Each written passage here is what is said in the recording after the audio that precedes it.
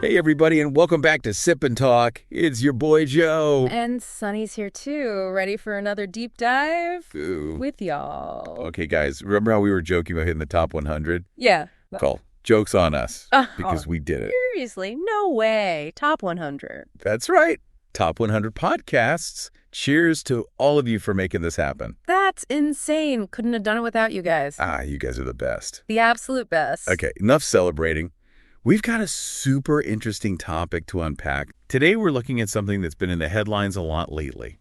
World police. Yeah, right. And whether or not they're really just meddling in everyone's business. Is it about keeping the world safe, or are there some other motives at play? Yeah, exactly. We've got piles of reports and analyses, even some stuff from this super important financial conference back in 1944. 1944. We're going to break it all down. Okay. For you guys, figure out what's really going on and hopefully help you decide where you stand on this whole world police thing. Sounds good to me. Where should we start with this?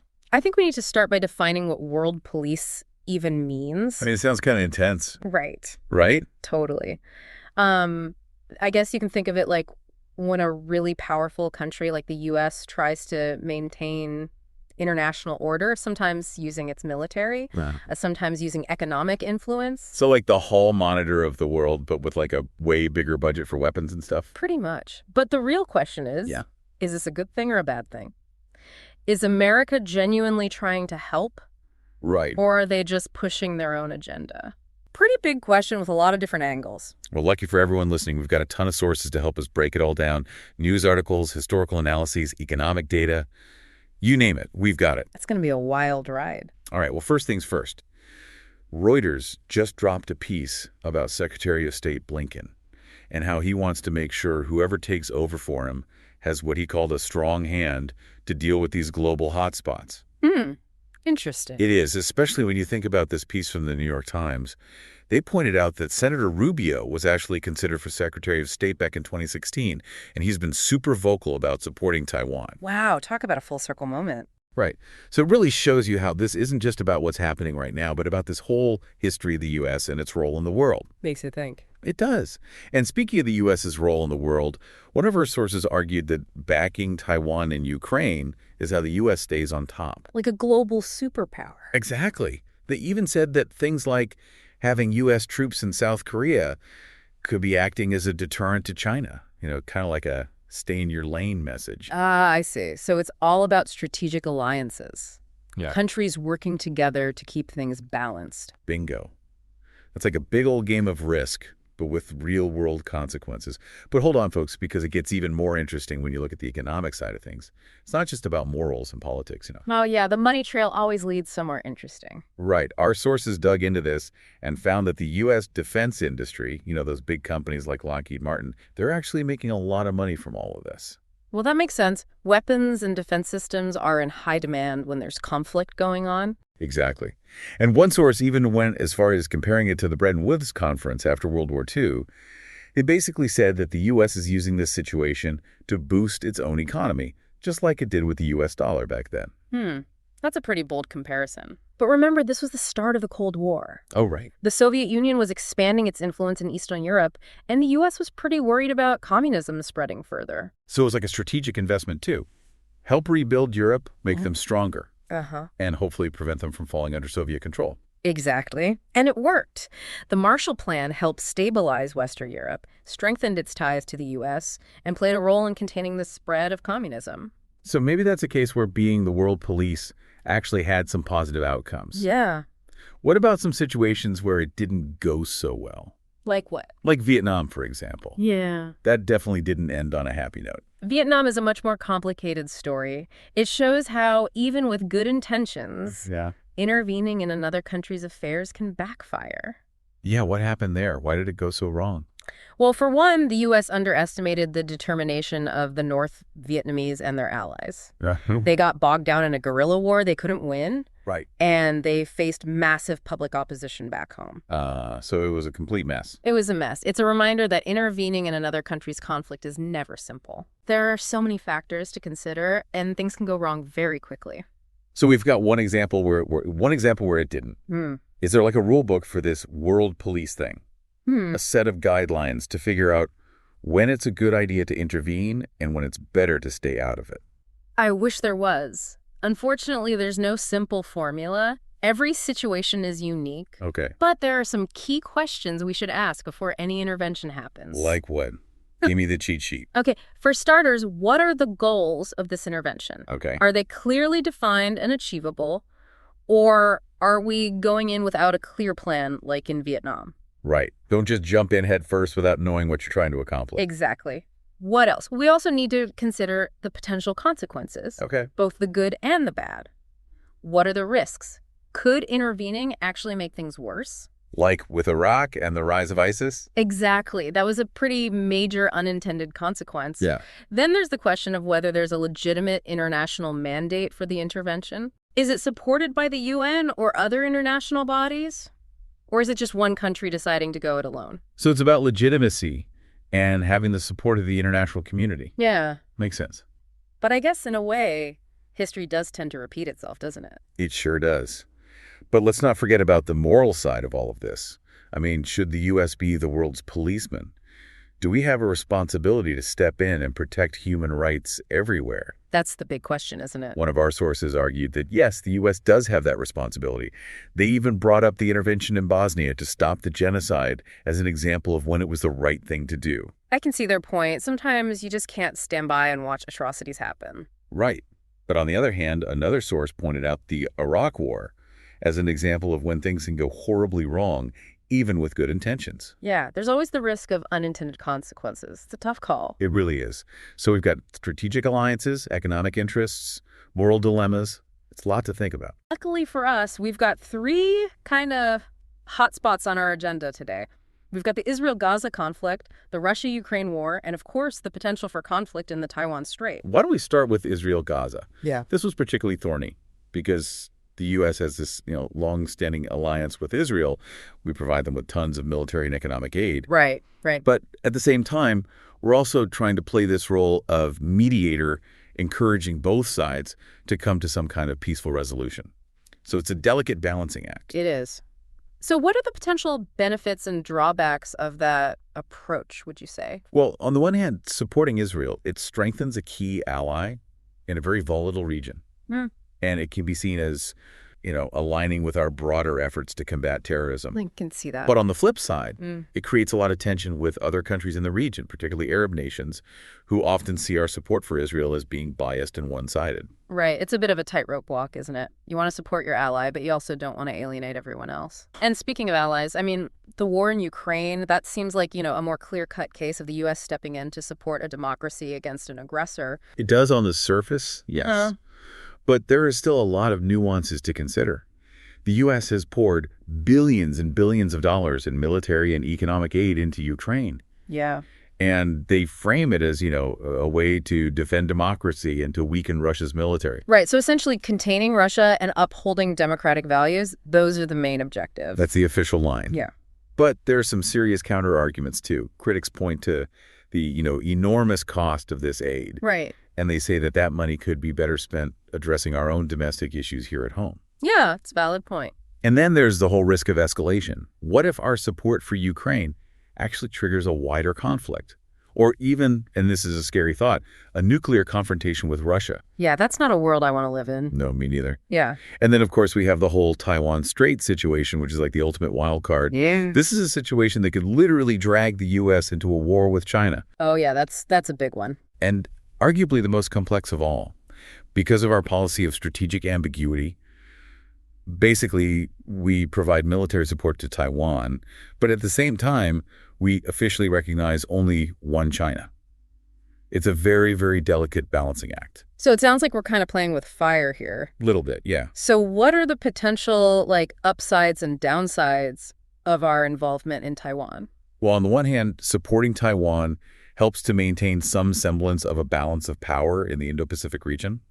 And it also protects a very crucial hub for the global semiconductor industry. Those chips are in everything these days. But the risks are astronomical. A conflict in the Taiwan Strait could very easily spiral into a full-blown war between the U.S. and China.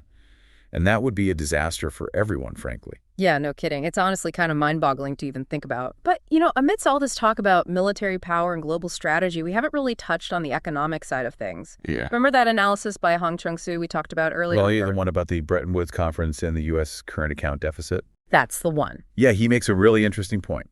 He argues that the very policies that made the U.S. a global economic powerhouse, they also led to, an overvalued dollar and a growing trade deficit, which in turn created tension with other countries. Yeah.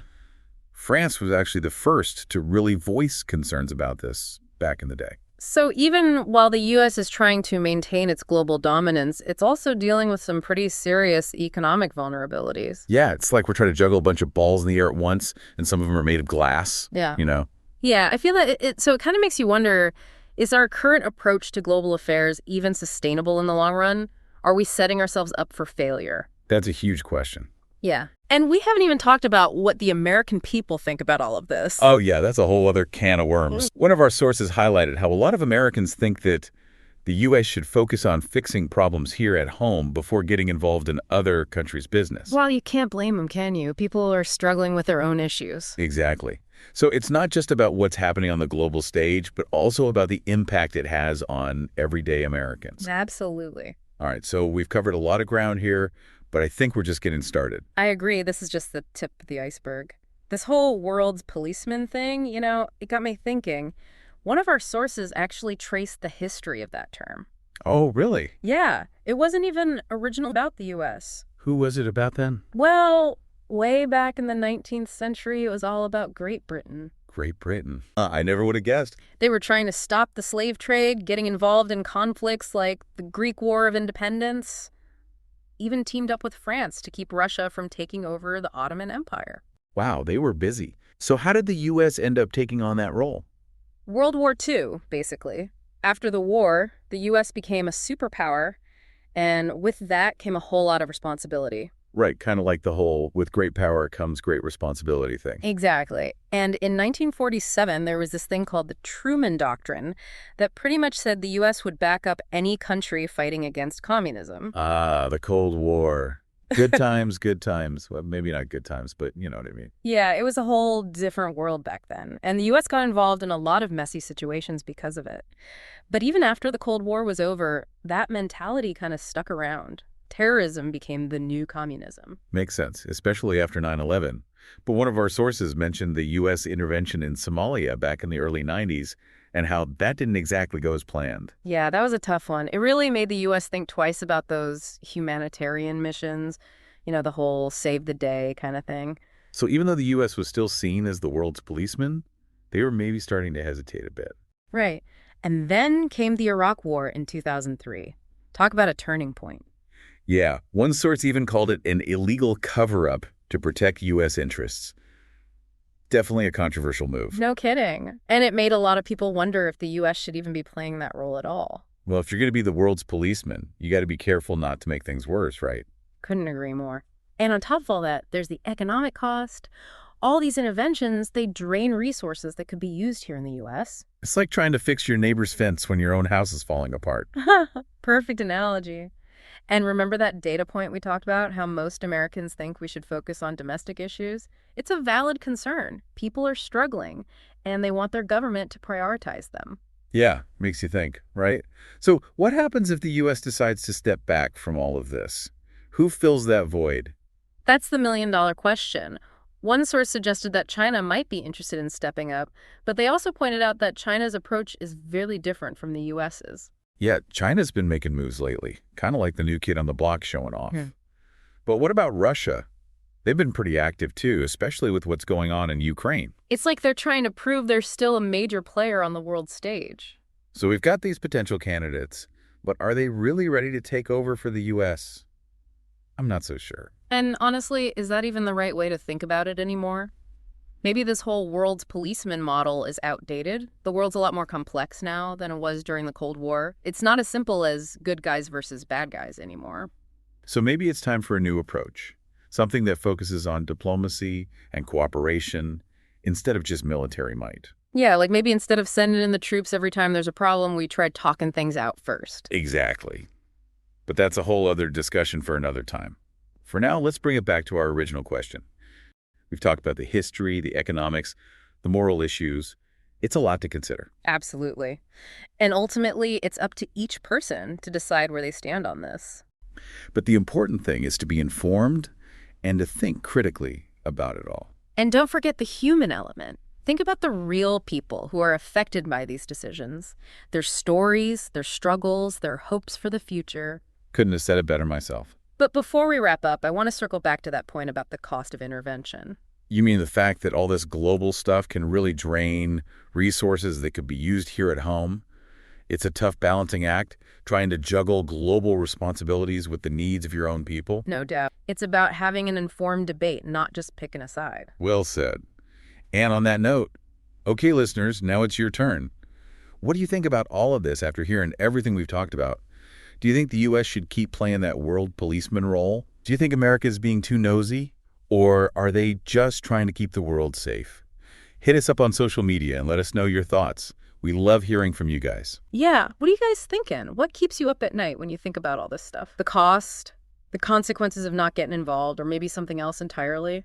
We've thrown a lot your way today, but at the end of the day, there's no single right answer. Right. It's not a test with just one right answer. This is about, really thinking it through and forming your own conclusions. And this isn't just some, theoretical debate. These are real issues that affect real people. Yeah, so as you're thinking about all this stuff, remember those people, their stories, their struggles, their hopes for the future. That's what really matters here. We want to thank you for joining us for this deep dive. It's been a heavy one, but an important one for sure. It has. And if you want even more global adventures, be sure to check out our buddy Micky's YouTube channel, Mickytolife. Oh, yeah. He's got awesome travel stories, whiskey reviews. He does. All sorts of fun stuff. Yeah, Micky's the best. Worth checking out. Definitely. All right, everybody. That's it for this deep dive.